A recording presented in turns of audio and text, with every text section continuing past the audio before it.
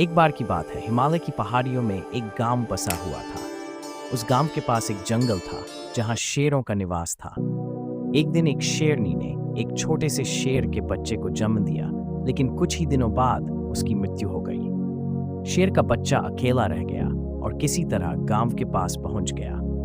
गांव में एक चरवाहा अपने भेड़ों के साथ रहा करता। उसने उस छोटे से शेर के बच्चे को देखा और उसे अपने साथ ले आया। चरवाहा ने शेर के बच्चे को भेड़ों के साथ पालना शुरू कर दिया। समय बीतता गया और शेर का बच्चा बड़ा होता गया, लेकिन उसने कभी नहीं सीखा कि वह एक शेर है।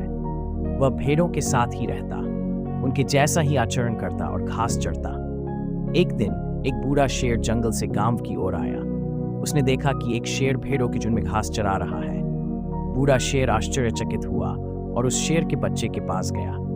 उसने कहा, तुम यहाँ क्या कर रहे हो?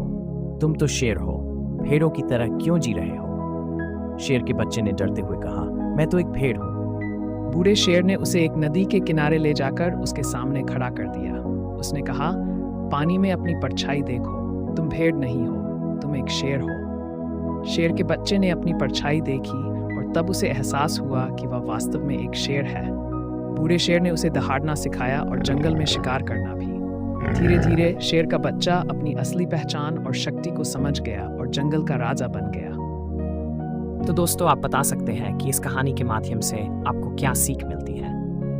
इस कहानी से हम ये सीखते हैं कि हम सभी के अंदर असीम शक्ति और सामर्थ्य है। हमें केवल अपनी पहचान और आत्मविश्वास को पहचानने की आवश्यकता है। यदि हम अपनी वास्तविक क्षमता को पहचान लें और अपने डर को दूर कर लें, तो हम किसी भी बाधा को पार कर सकते हैं और अपने लक्ष्यों को प्राप्त कर सकते हैं। इस कहानी को अपने जीवन में अपनाएं और अपनी आंतरिक शक्ति को पहचानें। आत्मविश्वास और दृढ़ संकल्प के साथ आगे बढ़ें और